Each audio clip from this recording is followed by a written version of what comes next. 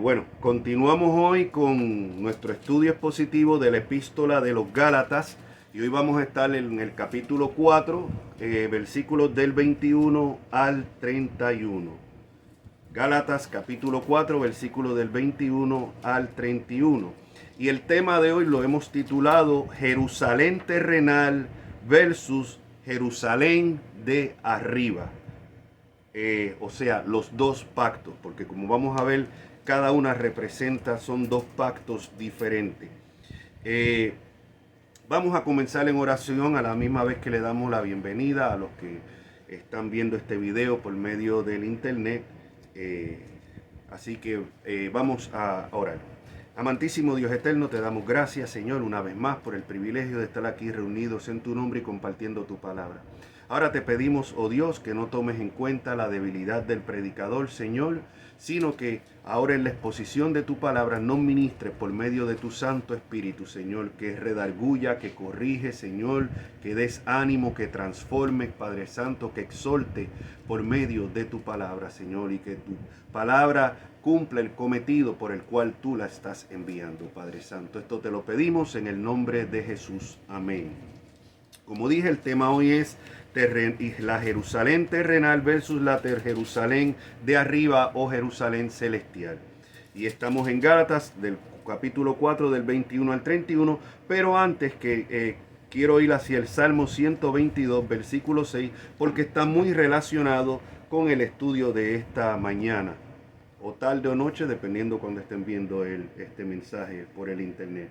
El Salmo 122, versículo 6, dice: pedid por la paz de Jerusalén, sean prosperados los que te aman.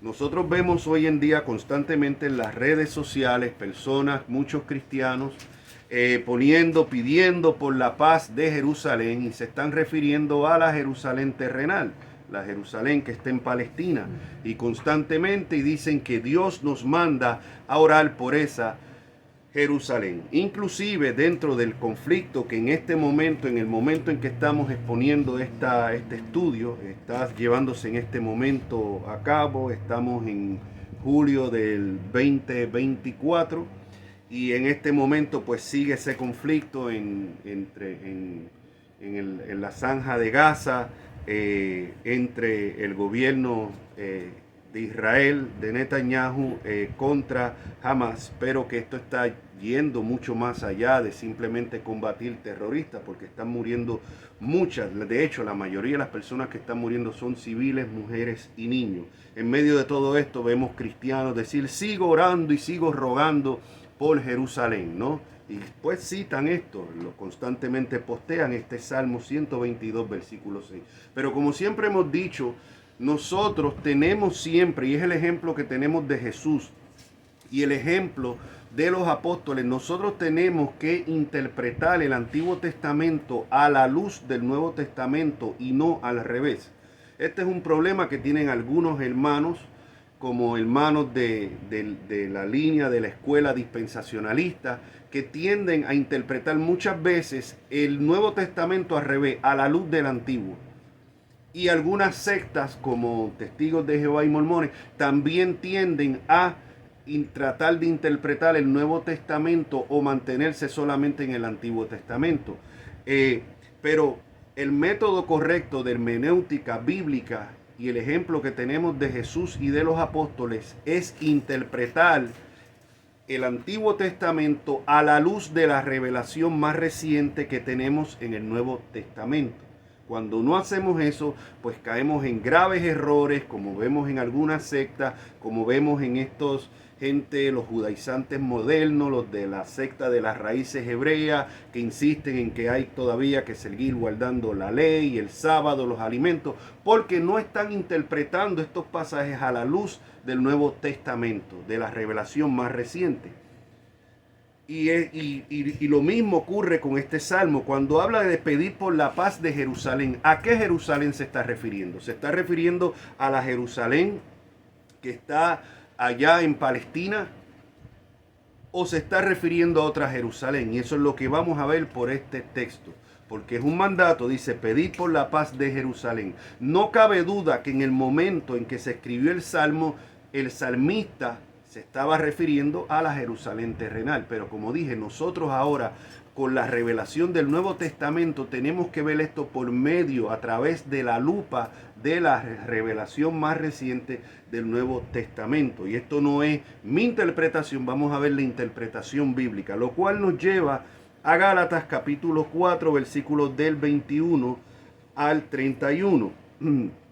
Y como nota de introducción, quiero leerles aquí el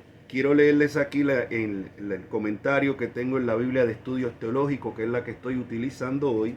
Dice: Pablo continúa enfatizando la diferencia abismal que hay entre ser hijo libre de Dios y ser esclavo de la ley. Como ya saben, hemos venido tocando el tema que se viene tocando aquí en Gálatas, es una iglesia cristiana donde han venido estos judaizantes, los cuales dicen: no basta solamente la fe en Cristo para ser salvo, tienes que hacerte prosélito judío, tienes que circuncidarse. Esto es una iglesia gentil, tienes que circuncidarse, tienes que guardar los ritos de la ley, tienes que guardar la dieta de la ley, o sea, tienes que guardar las festividades de la ley, tienes que vivir bajo la ley, o sea, hacerte prosélito judío. Y entonces ahí aplicas la fe. Eso es una mezcla entre la ley del antiguo pacto y la fe en Jesucristo en el nuevo pacto. Y Pablo dice que no, y eso es el tema que viene Pablo tocando. Pablo dice: sea anatema cualquiera que predica otro evangelio. Y él llama simplemente el añadirle a la fe las obras de la ley, lo llama a otro evangelio. Y los maldice, dice: sean anatema, o sea, malditos por Dios. Así que vemos la gravedad. Ese mismo problema es el que estamos teniendo hoy en día con sectas como las adventistas del séptimo día y con esta secta de las raíces hebreas, que se está metiendo de una manera tremenda, como un fuego que se extiende en un bosque. Se está extendiendo esta secta dentro de lo que son las iglesias evangélicas protestantes. Y mucho de esto viene por la ignorancia, por el analfabetismo bíblico que hay dentro de las iglesias. Estamos viendo las iglesias evangélicas que, aunque no han llegado a ese extremo de exigir que se tiene que guardar el sábado y comer ciertos alimentos como están haciendo estas sectas, pero ya están empezando, que si con danzas hebreas, que si ya usando nombres hebreos, que si usando el nombre de Jesús en hebreo y todo este tipo de cosas.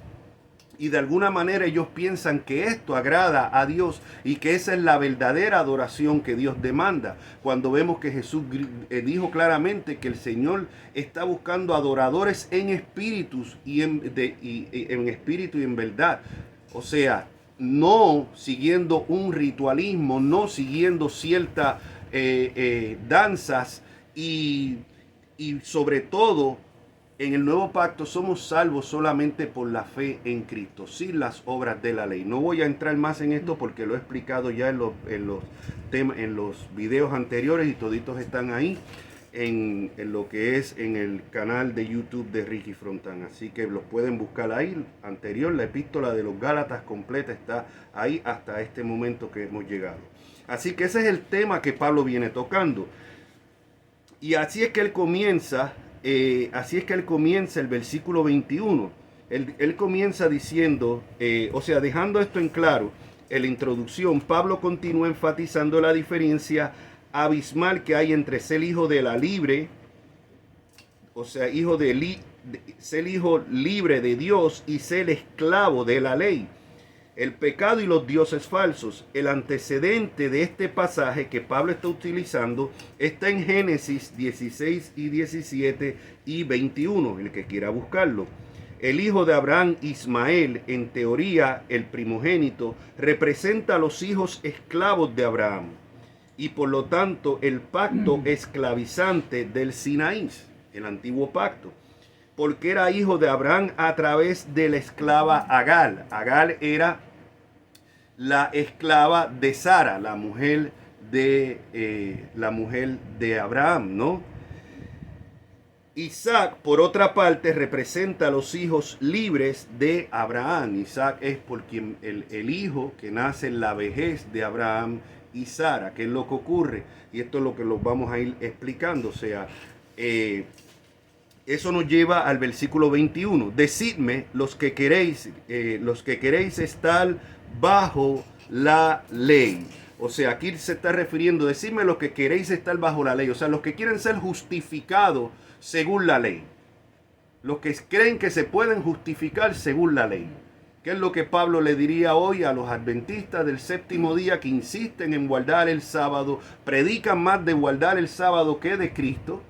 Y a esta gente de las raíces hebreas, que son una clase de judaizantes modernos, de los que Pablo se está enfrentando aquí en la epístola a los Gálatas. Decidme los que queréis estar bajo la ley o los que quieren ser justificados bajo la ley. ¿No habéis oído la ley?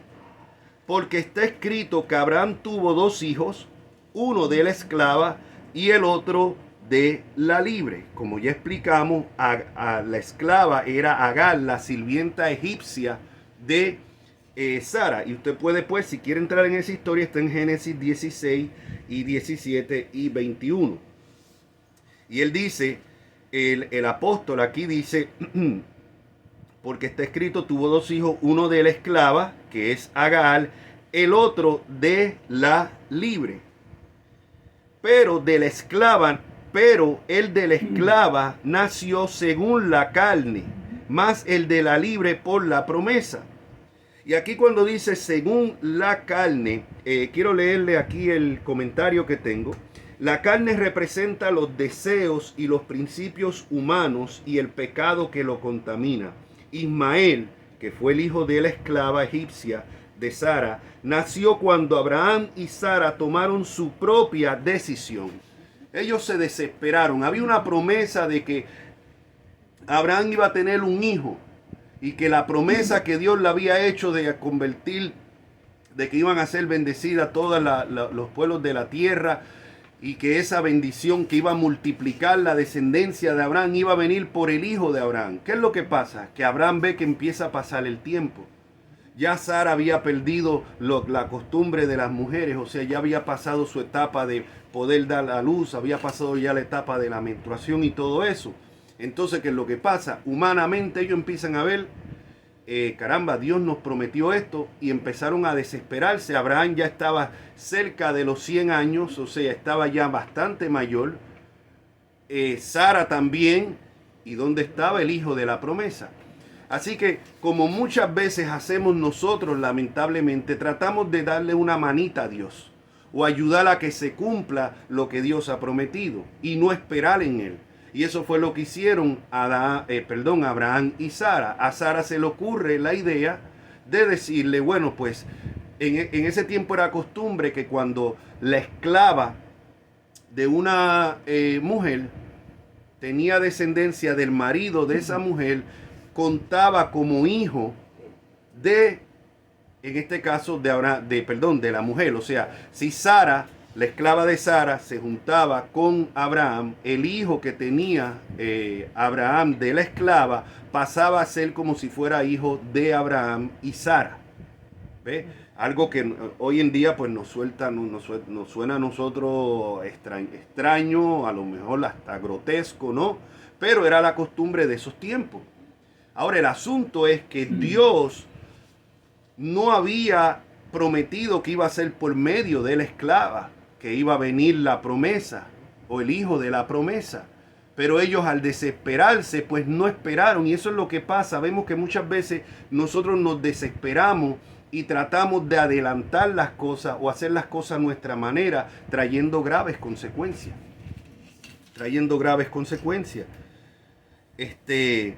A lo mejor una persona está orando por esa persona en su vida, por esa pareja en su vida, orando por un hombre de Dios o por una mujer de Dios, y de repente ve que no llega.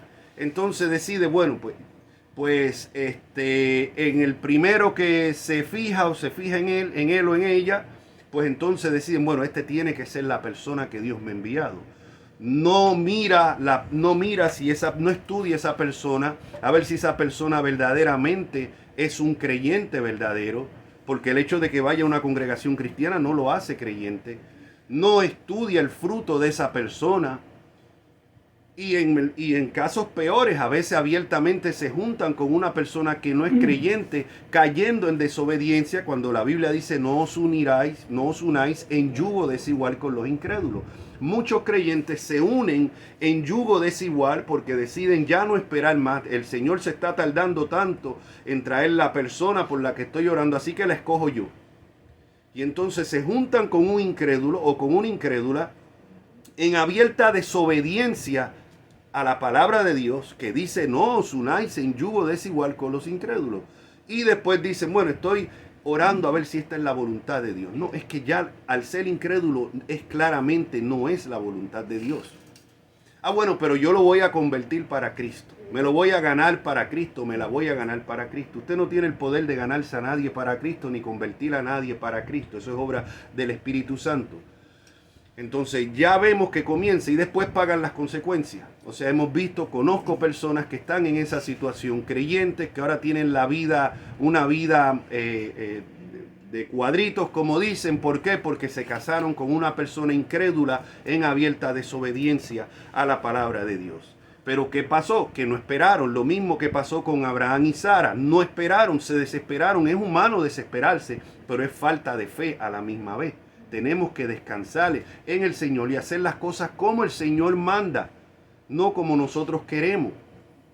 Ahora vemos entonces aquí que cuando dice, pero de la esclava nació según la carne, más el de la libre. Entonces, como vemos, Ismael, que fue el primogénito, nace no según la promesa, sino por medios humanos. O sea, nace, no fue un milagro, como vamos a ver más adelante, Isaac, que nació en la vejez, cuando ya Sara había perdido la menstruación, lo cual humanamente lo hace imposible de que pudiera salir encinta, ¿no? Sino que Ismael nace de esta mujer mucho más joven,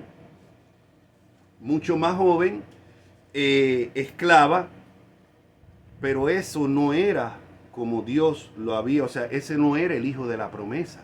Esto fue por esfuerzos humanos. Trataron de cumplir o ayudar a cumplir la promesa de Dios, no por la fe, no esperando el momento en que Dios iba a obrar, sino ellos se adelantaron y obraron por sí mismos.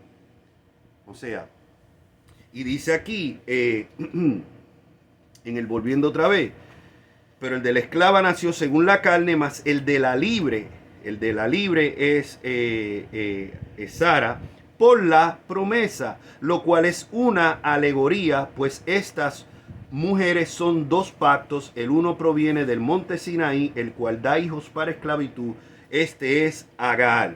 Ahora bien, alegoría, dice, lo cual es una alegoría, dice el apóstol Pablo. La palabra griega se usaba para aludir a una historia que transmitía un significado más allá del sentido literal de las palabras del pasaje y a veces reemplazándolo. Hay muchas personas que predican alegóricamente. O sea, nuevamente, alegoría es cuando va más allá del sentido literal que explica un pasaje. En este caso, yo les pongo un ejemplo. Y a veces terminan hasta reemplazando lo que ese pasaje enseña literal y lo alegorizan. Les pongo un ejemplo. La creación en Génesis 1. La creación en Génesis 1, cuando vamos allá, es un dato no alegórico, sino histórico. Es una narración.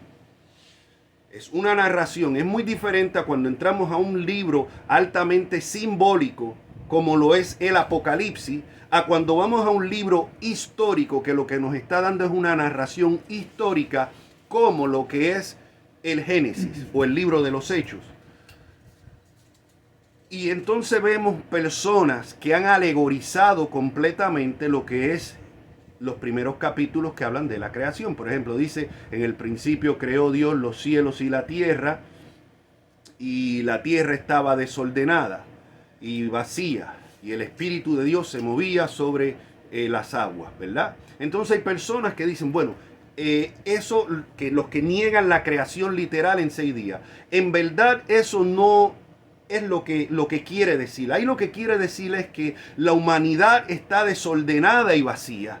Y el Espíritu de Dios se mueve en medio de ella. Eso es en realidad el significado de Génesis. O sea, eso es una alegorizar peligrosamente, porque están reemplazando un hecho histórico para negar la creación histórica que narra Génesis, y hacen una alegoría y le cambian completamente el significado.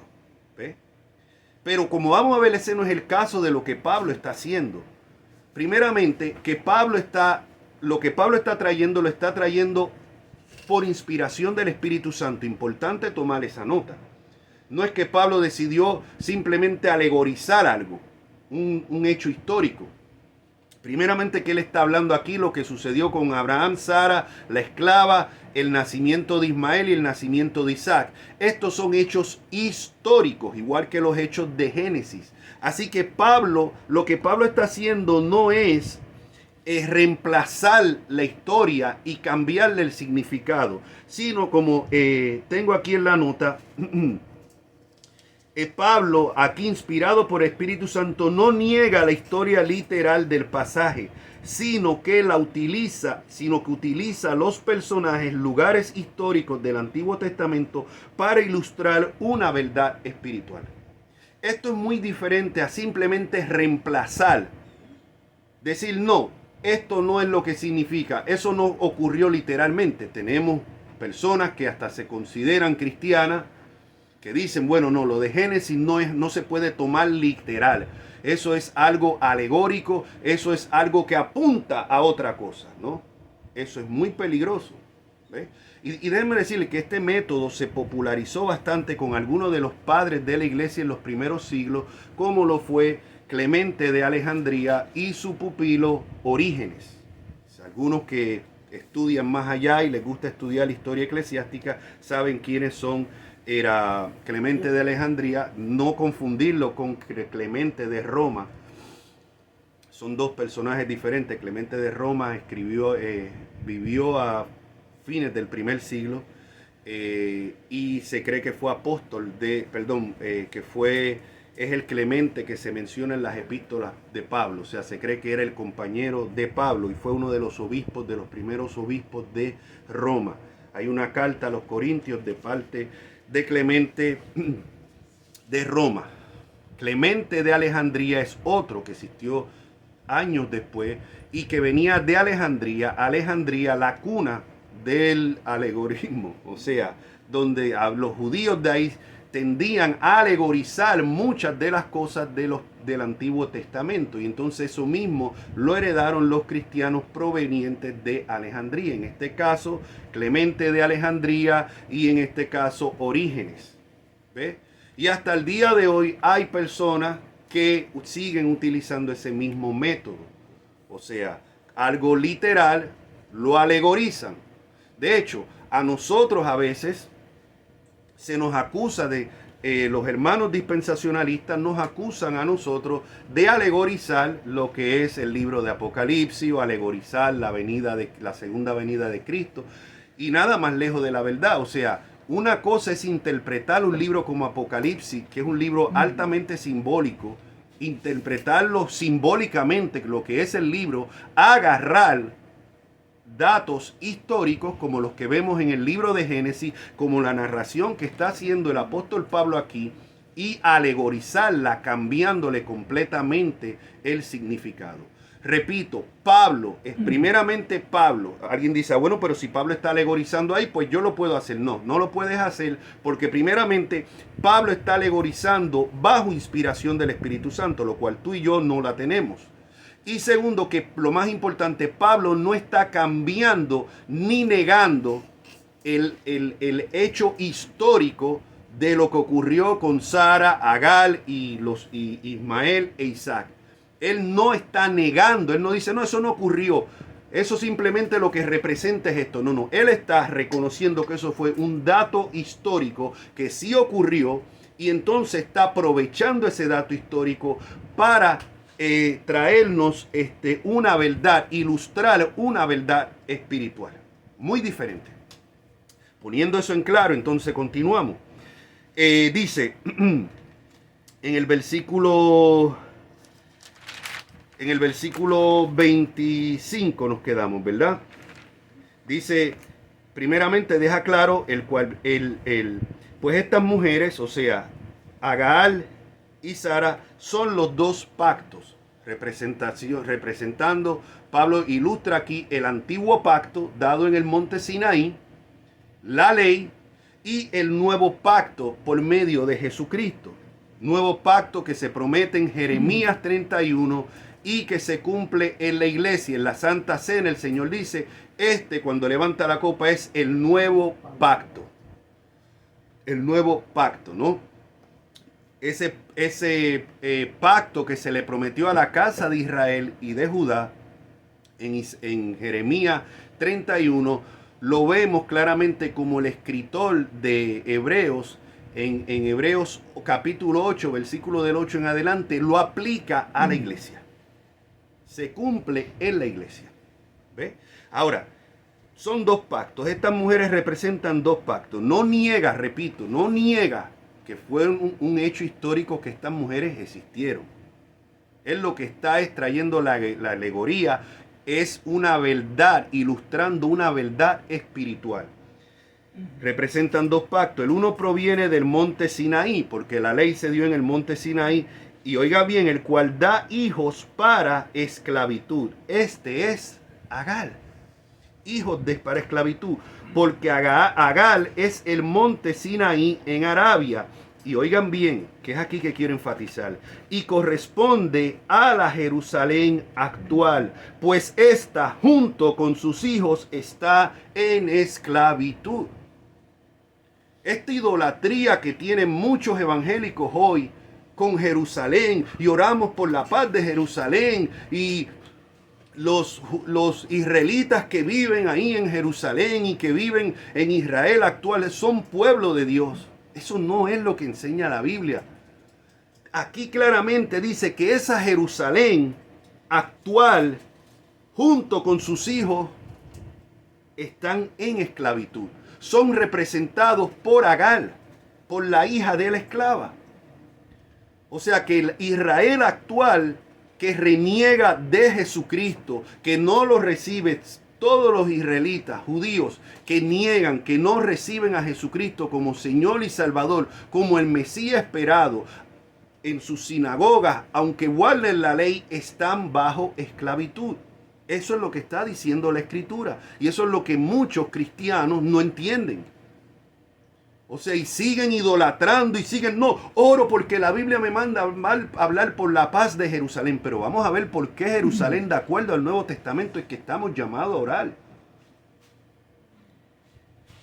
Repito, porque Agal es el monte Sinaí en Arabia y corresponde a la Jerusalén actual, pues ésta junto con sus hijos están en esclavitud. El comentario que yo tengo aquí dice, la ciudad de Jerusalén debía de ser la capital del Israel de Dios, pero en cambio seguía siendo un bastión de Israel según la carne, es decir, de los judíos que no se habían vuelto a Jesús. Como resultado, la ciudad estaba esclavizada, igual que cuando fue ocupada en tiempos de Isaías. Venga conmigo a Romanos 10. Vamos a Romanos 10. Romanos 10, versículo del 1 al 4. Dice, hermanos, el apóstol Pablo hablando, ciertamente el anhelo de mi corazón y mi oración a Dios por Israel es para salvación. Aquí Pablo se está refiriendo al Israel terrenal. Y él dice, mi oración a Dios por Israel es para salvación, porque yo les doy testimonio de que tienen celo de Dios. Tienen celo de Dios. Dice, pero no conforme a ciencia, o sea, no conforme a conocimiento. Porque ignorando la justicia de Dios y procurando establecer la suya propia, no se han sujetado a la justicia de Dios, porque el fin de la ley es Cristo. para justicia a todo aquel que cree. Entonces Pablo reconoce, ora por los judíos, y Pablo reconoce que tienen celo de Dios, pero tienen un celo de Dios equivocado, como el apóstol Pablo antes de su conversión tenía un celo de Dios, pero equivocado según la ley. Y un celo de Dios que lo llevó a perseguir a la iglesia de Cristo y a matar a los mismos cristianos y hacerlos vacilar. Los hacía porque él quería servir al diablo. No, él creía que estaba sirviendo a Dios. Y hoy en día vemos muchas personas, organizaciones que se identifican como cristianas y tienen celo de Dios y mencionan al Dios de la Biblia y dicen estar sirviendo al Dios y al Jesucristo de la Biblia, pero tienen un celo equivocado, no de acuerdo al conocimiento bíblico, sino de acuerdo a sus propias tradiciones. Y vemos que esta misma institución supuestamente cristiana ha perseguido y ha masacrado y ha quemado en la hoguera bajo la Santa Inquisición a muchos siervos de Dios. Y lo hacían porque tenían celo de Dios, pero un celo de Dios equivocado, no conforme al conocimiento bíblico. Y esto también lo han hecho algunos protestantes, porque vamos a hablar aquí no se trata de católico versus protestante, aquí se trata de todo aquel que actúa fuera de lo que la Biblia establece. Cuando vemos que empezaron en Salem, la famosa persecución de las brujas de Salem, quemaron a muchas personas y mujeres inocentes, supuestamente con un celo de Dios. Así que vemos que tanto la Iglesia Católica Romana por medio de la Inquisición, como algunos protestantes que se dedicaron a la quemadura, a quemar en la hoguera a las brujas, tenían un celo de Dios probablemente genuino, pero equivocado. Equivocado. Y eso no justifica. O sea, la genuinidad de mi deseo no justifica que yo esté haciendo las cosas contrarias a lo que establece la palabra de Dios. Por eso es que yo siempre, mi exhortación es: identifícate como católico, como protestante, como pentecostal, como bautista, como presbiteriano. Escudriña la Escritura. No te dejes simplemente llevar por lo que te enseñaron. Dice que en el libro de los Hechos que los hermanos de Berea examinaban todo lo que el apóstol Pablo hablaba para ver si era conforme a las Escrituras. No te vas a justificar delante de Dios porque seguiste una tradición desde tu niñez, o porque eso fue lo que te enseñaron, o porque tú de todo corazón creías que eso era verdad. Aquí vemos claramente que los judíos del tiempo de Pablo y hasta el día de hoy tienen un celo de Dios. Solamente basta ver aquí en las sinagogas, ver estas familias judías, la dedicación que no tienen muchos cristianos. Porque el cristiano por cualquier cosa falta a la iglesia. Salió, se asomó, está nublado. Ya no voy para la iglesia porque va a llover. Me cayó una visita. No voy a la iglesia porque tengo que atender la visita. Me ofrecieron una chambita, un trabajo, un part-time o hacer algo extra el domingo. Pues me voy para allá. O sea, vemos esto constantemente. En cambio, los judíos ortodoxos, esa gente por nada, esa gente caminan kilómetros para llegar a su sitio, a su sinagoga, en medio de la calor aquí en Estados Unidos, en la Florida, que se mete una calor brutal en el verano. Usted ve esos hombres lo más bien vestidos, engabanados, esas mujeres con sus faldas larguísimas, que muchas de estas mujeres le pueden dar cátedra a cómo deben de vestir las mujeres cristianas. O sea que hay que reconocerlo. Tienen un celo de Dios genuino. Estas personas tienen un celo de Dios genuino. Le pudieran dar cátedra en cuanto a lo que es el compromiso y lo que es cómo se viste a muchos de los cristianos. Y vemos cristianos que hasta en chanclete meter el dedo van a las iglesias. Usted no ve un judío yendo a una sinagoga así todo tirado, todo salapastroso, no. No, es que hay que decirlo. mujeres a iglesias cristianas que van mostrando y marcando todo su cuerpo para hacerle de tropiezo a otro. Ah, bueno, pues que no mira, eso es problema de él si mira. No es problema tuyo también, porque tú te miraste en el espejo, tú sabes cómo se ve tu cuerpo y aún así vas y lo llevas a la iglesia para ser centro de atracción y a la misma vez tropiezo al hermano débil en la fe. O sea, eso son verdad y, no, es legalista. No soy legalista. No soy legalista, pero las cosas hay que decirlas como son. Ahora bien, estas personas tenían un celo genuino de Dios. Los judíos tenían y tienen, y estoy hablando de los judíos ortodoxos, porque también tenemos que reconocer que hoy hay muchos judíos que son ateos. De hecho, el Israel actual está compuesto en su mayoría por personas ateas y que vienen de líneas socialistas. Esa es la realidad. La gente habla, no, Israel es el pueblo de Dios y creen que todo Israel es, el Israel actual es todo ortodoxo, de religión judía. No, señor, es una minoría. Los ortodoxos son una minoría en Israel, no son una mayoría. Bueno, Israel se considera la capital del movimiento gay. Así que esto le dice mucho.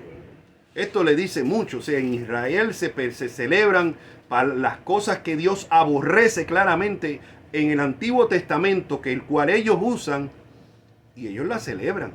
Así que quiero brevemente a los que dicen, no, es que Israel tiene derecho a esa tierra por la Biblia. No, bíblicamente no tienen derecho, porque bíblicamente esa tierra Dios se la ofreció a una teocracia, a un Israel que tenía que guardar y regirse por la palabra de Dios. Y como ellos no la guardaron, fue el mismo Dios quien los echó de esa tierra.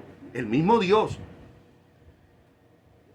Y el Israel que ha vuelto otra vez a ocupar esa tierra no es una teocracia. El Israel, el que está en esa tierra, en su mayoría son sionistas, ateos, que vinieron del socialismo y de la Unión Soviética y de países europeos. Esa es la realidad, que muchos cristianos que no saben ni dónde están parados andan repitiendo como papagayos, no, Israel es pueblo de Dios, Israel es pueblo de Dios.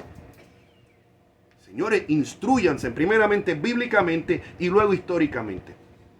El Israel actual en su mayoría es un pueblo ateo. Los ortodoxos son una minoría y no es una teocracia. A quien Dios le prometió esa tierra fue a una teocracia. Y si esa teocracia no vivía de acuerdo a los mandamientos de Dios, Dios los echaba de la tierra, como lo prometió y lo cumplió.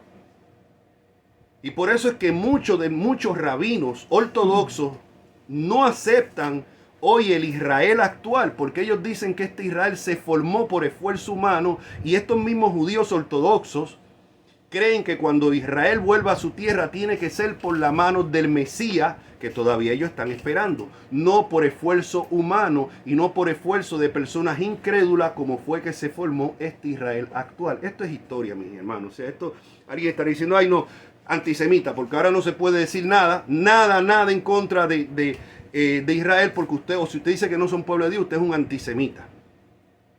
Y esto lo dicen muchos, que lo que son idólatras. ¿Idólatras de qué? Idólatras de una nación, porque han llegado ya al extremo. Hay que ver solamente las redes sociales para ver la idolatría, como Israel se ha convertido en el becerro de oro de muchos evangélicos hoy en día. Ahora, seguimos. Pablo reconoce que tienen celo de Dios, pero no conforme a ciencia. Y no importa que el celo de Dios, como digo, pueden haber instituciones que se identifiquen como cristianas. Pueden ser sinceros de corazón, pero si no es conforme al conocimiento, si no es conforme a lo que Dios ha establecido, están igual que estaban los judíos y que están actualmente hoy. Aunque te llames cristiano.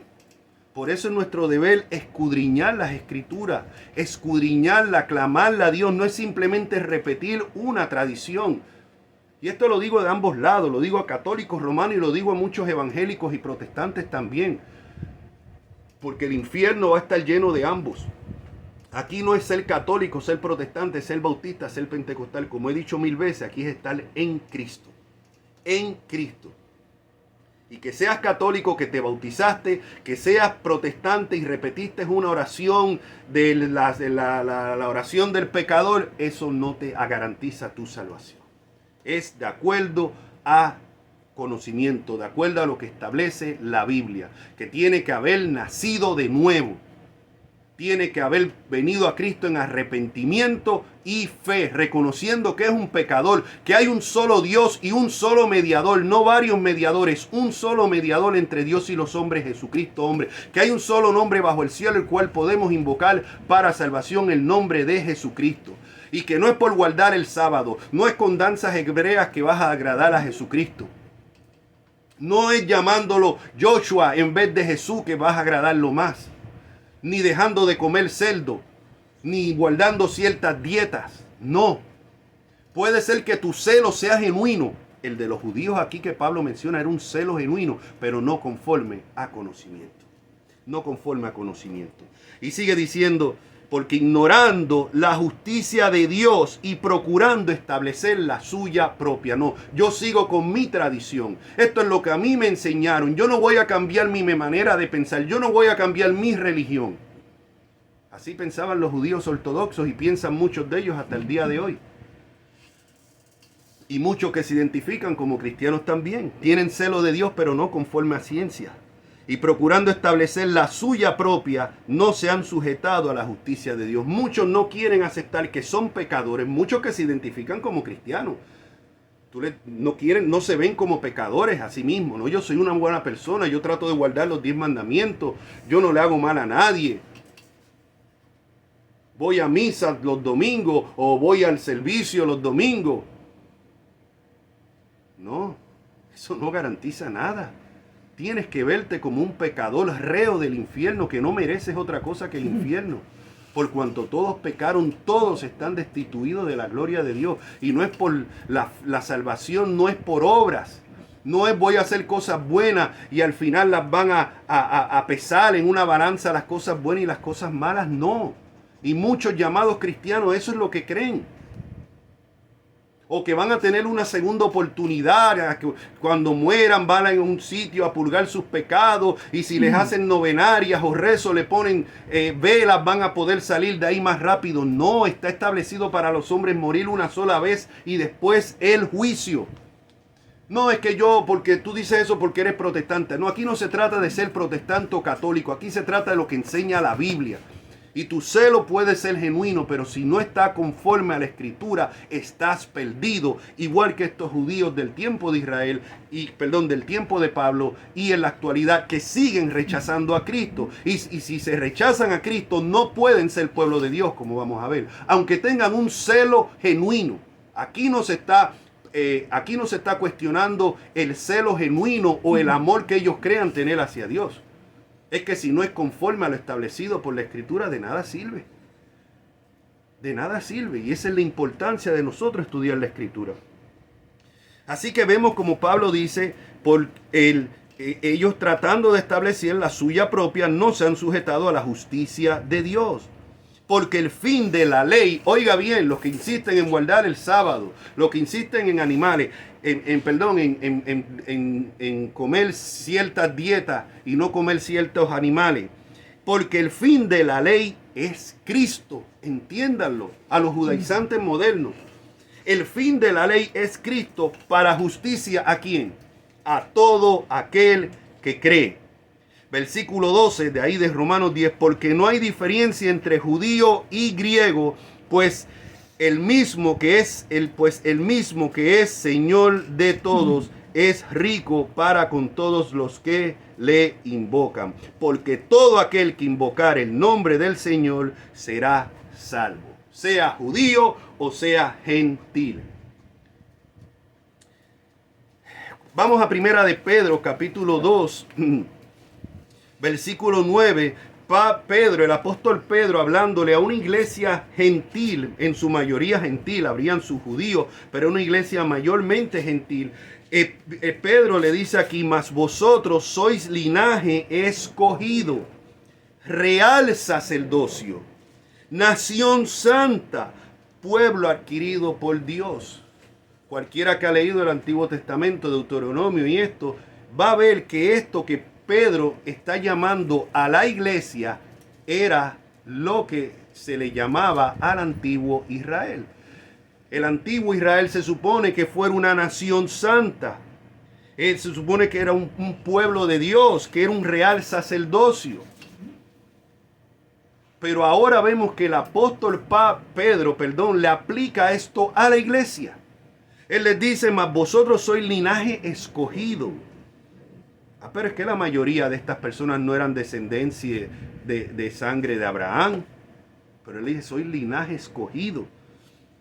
Real sacerdocio. Y esto es lo que creemos nosotros los creyentes. Nosotros los creyentes, los cristianos, no creemos que hay un sacerdote. Porque el real sacerdocio es para todos los creyentes, no es para uno. En el Nuevo Testamento no hay sacerdote.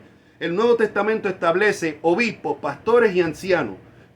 3 términos para referirse al mismo oficio. Y las iglesias en el Nuevo Testamento estaban gobernadas, cada iglesia independiente, por un grupo, un gobierno de ancianos, obispos o pastores. Como digo, son 3 términos para referirse al mismo oficio o cargo. Por eso vemos en Apocalipsis que se le escribe a las 7 iglesias del Apocalipsis, no se le escribe a la de Roma. No dice, bueno, le escribimos al Papa de Roma para que ponga en línea a estas otras iglesias de Asia Menor. No, se le escribe individualmente a cada iglesia. ¿Por qué? Porque cada congregación es responsable ante Dios. Cada congregación es responsable ante Dios. Al principio, cuando nace la iglesia en los primeros años, la sede de la iglesia, por decirlo de alguna manera, estaba en Jerusalén, no en Roma, en Jerusalén. Y de ahí era que estaban enviando después en Antioquía. De Antioquía fue que salió Pablo y Bernabé. Y en ese tiempo todavía las decisiones grandes, doctrinales, se tenían que tomar en Jerusalén. Eso fue al principio, porque ya después cada congregación siguió sola. Pero era en Jerusalén.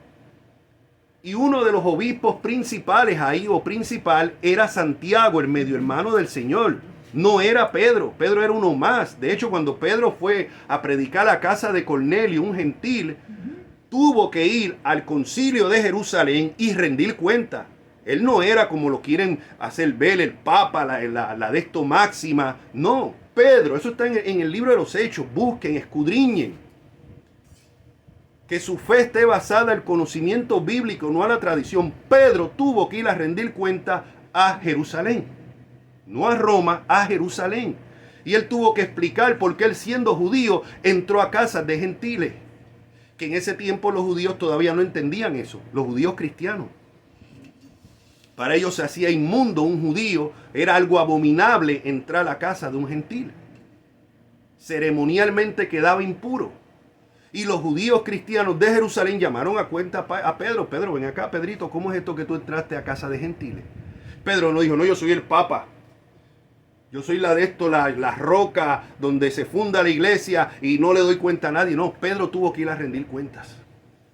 Eso está todo en el Nuevo Testamento, mis hermanos. Aquí, si hay amigos católicos que me están viendo, no le estoy diciendo, como ha visto, aquí ha cogido palo todo el mundo, porque aquí le hemos hablado a los judaizantes, a los evangélicos que no están de acuerdo a la escritura y también católicos. O sea, aquí, porque aquí no se trata de ser católicos con protestantes o bautistas contra pentecostales. Aquí se trata de establecer lo que dice la escritura. Porque la fidelidad de nosotros no es a ninguna denominación, ni es a ninguna institución que se proclame cristiana, ni a ninguna tradición, sino a la Biblia. Ahora, seguimos. Así que vemos que aquí Pedro le dice a la iglesia, mas vosotros sois linaje escogido, estoy en 1 Pedro 9, real sacerdocio, nación santa, pueblo adquirido por Dios, para que anunciéis las virtudes de aquel que os llamó de las tinieblas a la luz admirable.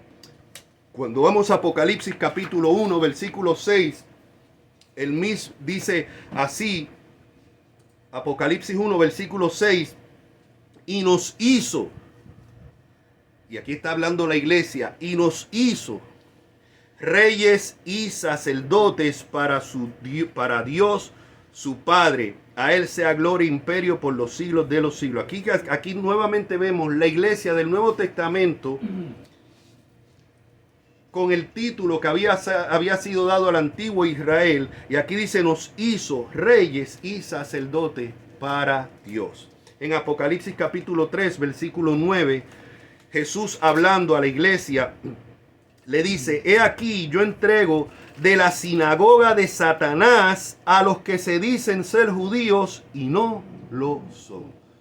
Oiga bien, esto es Jesucristo. Van a acusar a Jesucristo de antisemita ahora.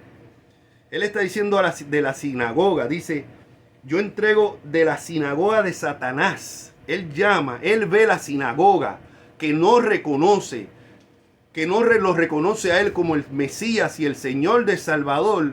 El mismo Jesucristo llama a estas sinagogas, sinagogas de Satanás. Esto no es interpretación mía, esto lo dice nuestro Señor Jesucristo. Y hoy vemos cristianos evangélicos diciendo, no, esas sinagogas y todo eso, toda esa gente es pueblo de Dios. Jesús dice que son sinagogas de Satanás, porque no hay un camino entre medio. El que no es con Jesucristo, Jesucristo dijo, el que no es conmigo, contra mí es. El que no recoge conmigo, desparrama. Entonces no es que aquí están los hijos de Satanás, aquí los hijos de Dios, y bueno, y estos hasta que no han aceptado a Cristo, pero por ser judíos de sangre y tienen temor de Dios a su manera y son moralmente muy rectos, pues estas personas también son pueblo de Dios. No, Jesucristo les llama sinagoga de Satanás. Y dice a los que se dicen ser judíos y no lo son. Es que no eran verdaderos judíos. No, de sangre eran verdaderos judíos, pero no pertenecían al verdadero Israel de Dios. Ante los ojos de Dios no eran judíos, aunque podían ser descendientes de Abraham de sangre, pero ante los ojos de Dios no son parte del verdadero Israel de Dios, el Israel espiritual. Y eso es lo que muchos evangélicos hoy en día no quieren entender, porque prefieren seguir una tradición simplemente. No, es que esto es lo que me enseñaron a mí. Mire lo que sigue diciendo. Yo entrego de la sinagoga de Satanás a los que se dicen ser judíos y no lo son, sino que mienten. He aquí yo haré que se vengan y se postren a tus pies y reconozcan que yo te he amado. Los judíos desde el tiempo bíblico hasta ahora piensan que al final, cuando venga el Mesías, todas las naciones gentiles se van a postrar ante los pies de Israel.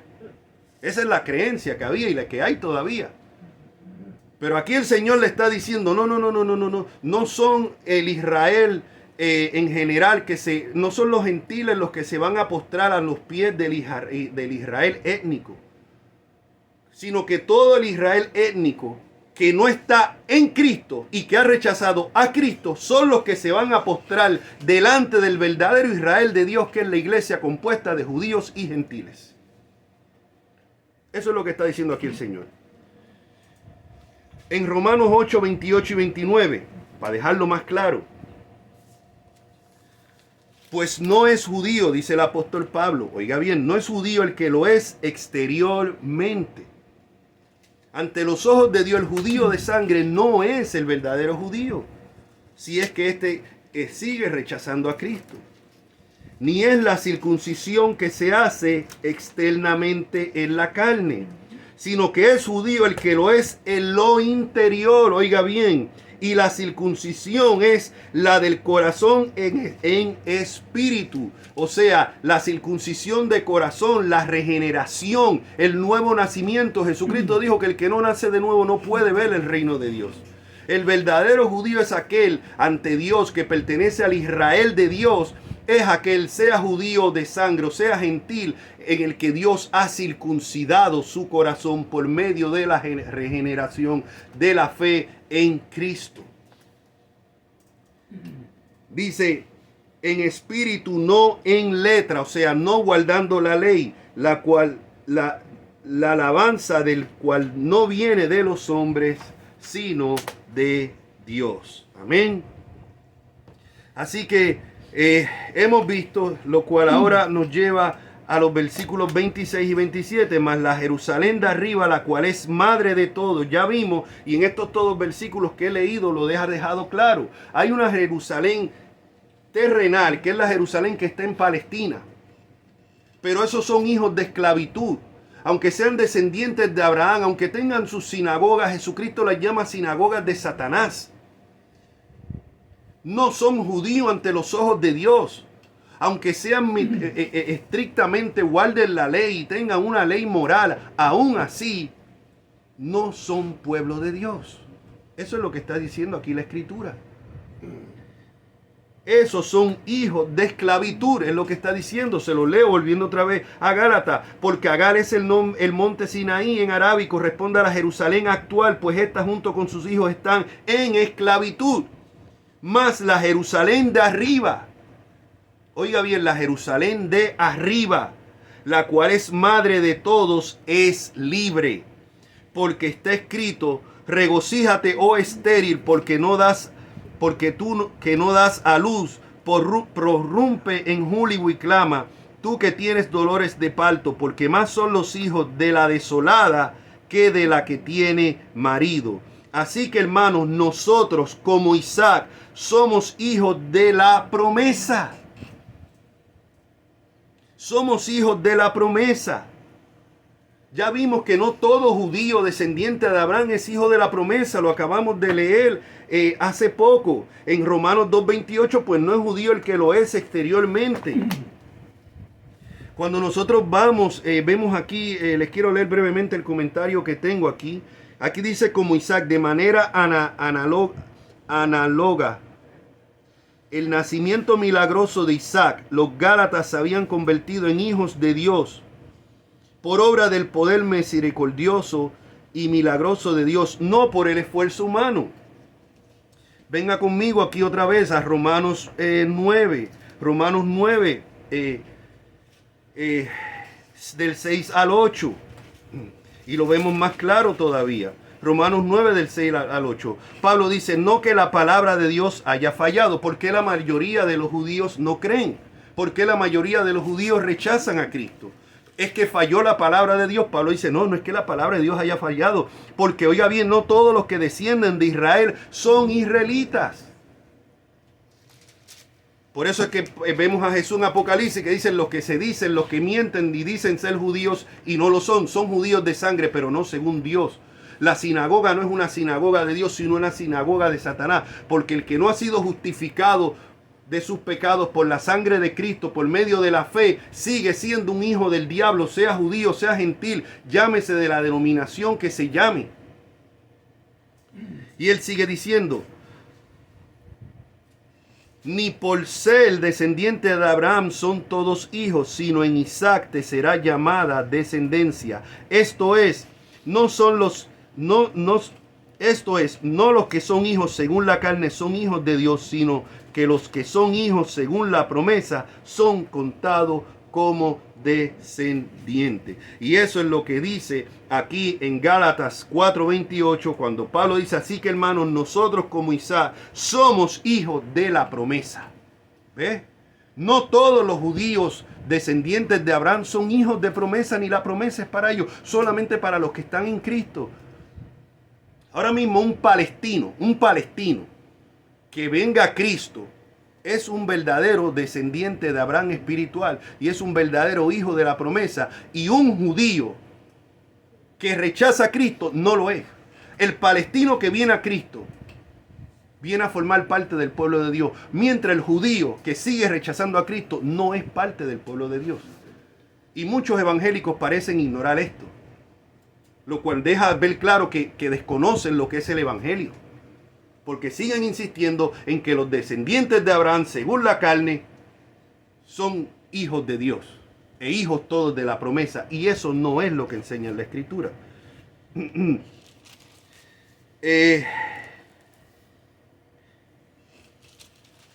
Alguien estará diciendo: bueno, pero entonces te está diciendo que Dios ha desechado a Israel completo. Y eso no es lo que Pablo dice. Pablo dice que Dios no ha desechado a su pueblo. Pues vamos a leer ese pasaje rapidito. Está en Romanos 11.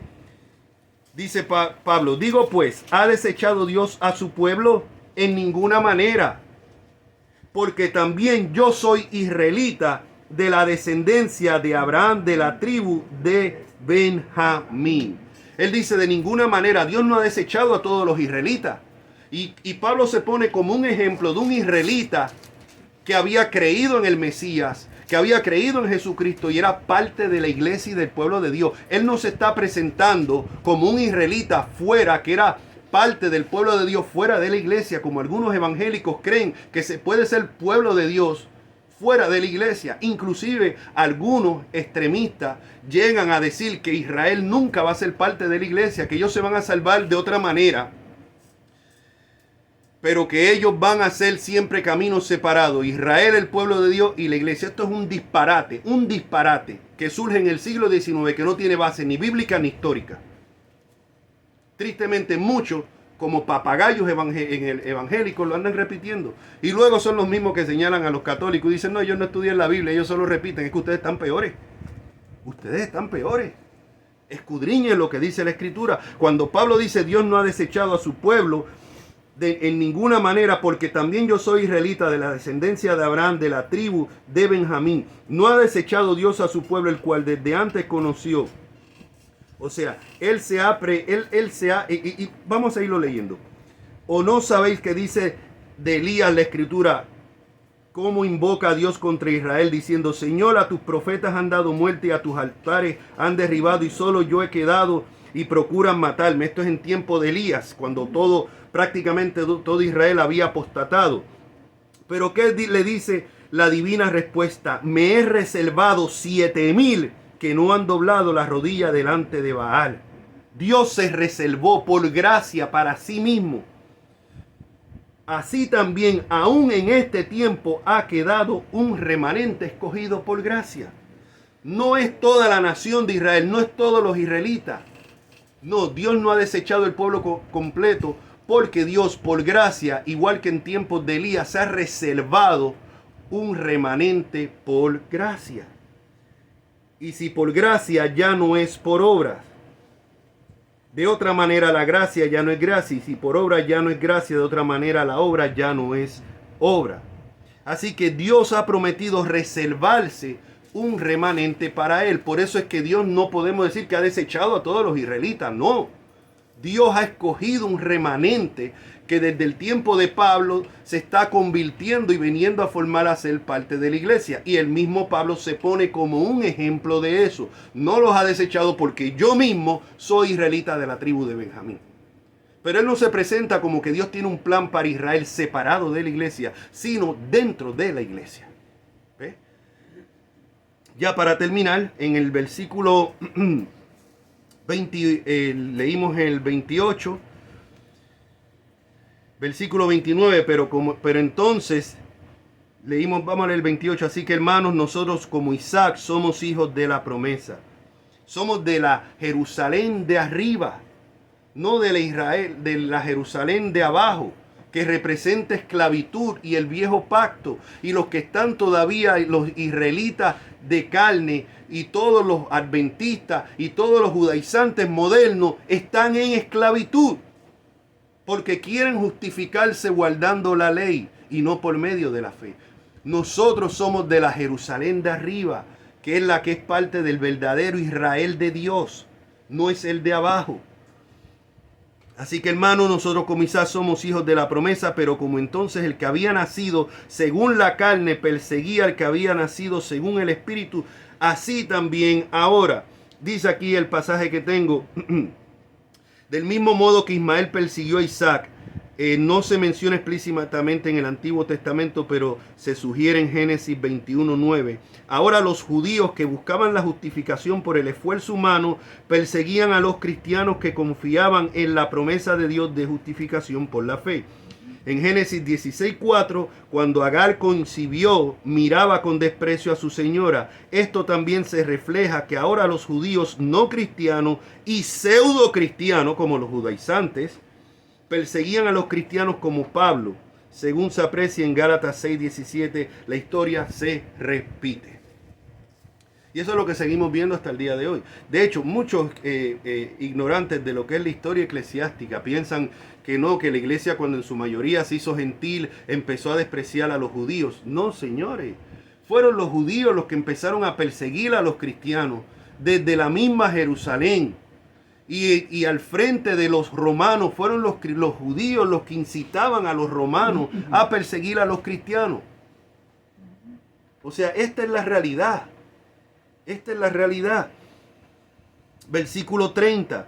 Mas ¿qué dice la Escritura? Echa fuera a la esclava y a su hijo, porque no heredará, oiga bien, no heredará el hijo de la esclava con el hijo de la libre. No hay un plan para los judíos fuera de la iglesia. No hay un plan para los judíos fuera de Jesucristo. No van a heredar simplemente por ser judíos. Y los que insisten en guardar el sábado y en guardar la ley, la Biblia dice, échalos para afuera. No van a heredar con el pueblo de Dios. Y el pueblo de Dios son los que son parte del Israel espiritual, de la Jerusalén de arriba, no de la Jerusalén terrenal. La Jerusalén de arriba. Dice claramente el comentario que tengo aquí. Por consiguiente, a todos los que los representan en esta alegoría, es decir, a los que buscan la justificación por sus propios esfuerzos, esto significa que aquellos que enseñan el falso evangelio de la justificación por las obras, no debe permitírseles permanecer y enseñar en una iglesia que sigue a Cristo. En una iglesia cristiana no puede venir un sabatista a predicar. No puede. O cualquiera que enseñe que la salvación es por obra. O cualquiera, aunque se llamen cristianos. No son cristianos, no son nuestros hermanos en Cristo. No lo son. De acuerdo a lo que dice la Escritura. Versículo 31 y te cerramos con eso. De manera, hermanos, que nosotros no somos hijos de la esclava, sino de la libre. ¿De cuál? De la Jerusalén de arriba. Lo cual nos lleva a esto con el versículo que abrimos. Entonces, cuando vamos ahora teniendo claro cuál es la verdadera Jerusalén de Dios, a qué Jerusalén nosotros pertenecemos, cuando volvemos y leemos el Salmo 122, versículo 6, que dice, por la paz, pedid por la paz de Jerusalén, sean prosperados los que te aman. ¿Por qué Jerusalén nosotros como iglesia tenemos que orar? Por la de arriba. No nos está mandando a orar por la Jerusalén terrenal. No, entonces significa que no oremos. Bueno, podemos orar como podemos orar por San Juan de Puerto Rico, como podemos orar por Bogotá, como podemos orar por Washington en Estados Unidos, podemos orar como podemos orar por cualquier ciudad.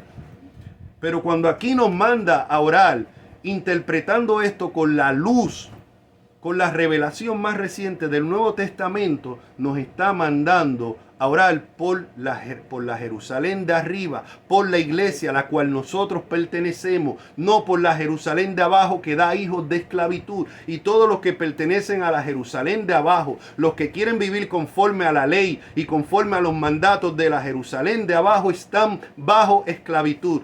Llámense en raíces hebreas, llámense en adventistas del séptimo día, llámense judíos en la sinagoga, están bajo esclavitud. Esto es lo que enseña la Escritura. Así que mi exhortación, y ahora me dirijo a los que están viendo, tal vez esto sea nuevo para algunos. Yo les digo, he dado las citas bíblicas, pueden buscarlas. Esto no se trata de ser antisemita ni antijudío, porque hoy en día se le pone rápido una etiqueta a cualquiera que no está de acuerdo con lo que se dice. Tenemos que ser bíblicos. Tenemos que ser bíblicos. Entonces aquí la pregunta es, ¿perteneces tú a la Jerusalén de arriba? Si no estás seguro, te puedes asegurar simplemente reconociendo que eres un pecador o pecadora, que no hay manera que te puedas salvar tú mismo, que no es por guardar la ley, no es por la tradición, no es porque te bautizaste, no es ni siquiera porque sirvas en una iglesia evangélica. A lo mejor te criaste en una iglesia evangélica o en la religión tradicional católica y piensas que automáticamente eso te hace cristiano. No. Es reconociendo que eres un pecador y que tienes que venir a Jesucristo en arrepentimiento y fe, poner completamente tu confianza, no en guardar el sábado, no en guardar los 10 mandamientos, que nadie los puede guardar a la perfección, porque el fin de la ley es Cristo. Es viniendo a Cristo en arrepentimiento y fe y clamando a Él, pidiéndole que te salve. Pidiéndote que circuncide tu corazón, que te haga, que regenere tu corazón, que cambie, que se cumpla en ti el nuevo pacto que promete Jeremías 31, donde cambia el corazón y da un corazón nuevo, cambia el corazón de piedra por uno de carne.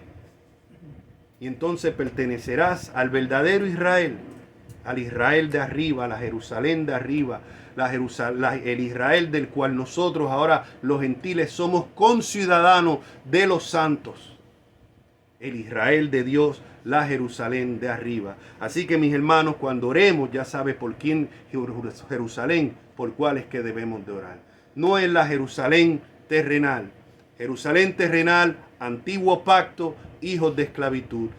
Jerusalén celestial de arriba, hijos de la promesa, hijos de la libre.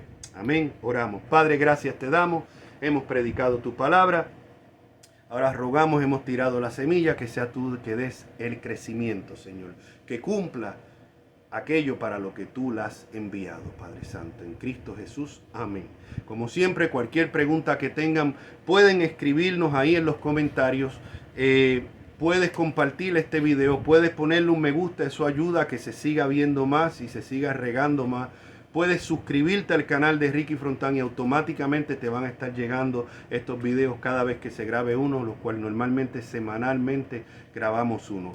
Así que sea la paz de Cristo con cada uno de ustedes. La semana que viene pues vamos a continuar con este estudio. Dios me los bendiga.